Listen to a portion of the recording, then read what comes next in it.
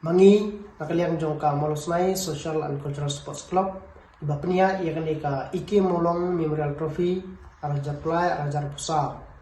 Yang sebab berbentuk sikit pai ba baju ia ka football ba haka at kunai tarik benai bakat away arajar play haka de ka simbalang ka ngidon ni ka pre quarter finals ka hapading jongka Shillong Lajong Pyrshah ia ka GFC bodar Bhutan kabadi na po Assam.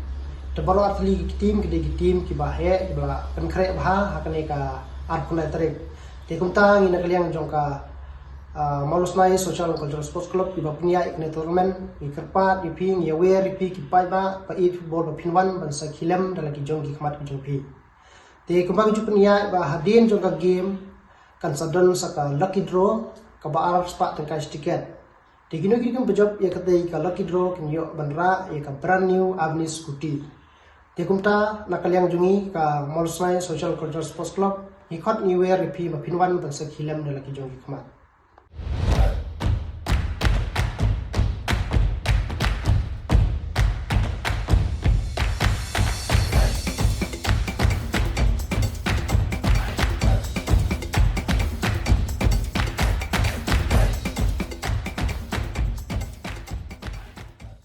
We are coming to Mawlasnai for a game against Lajong. So we want every audience to come out and support our team, enjoy the game, and we are ready to give you guys a very good game. So we hope you guys will be there in that day. So we are looking forward to that day. We wish you all the very best, and we are expecting you guys to be there as well.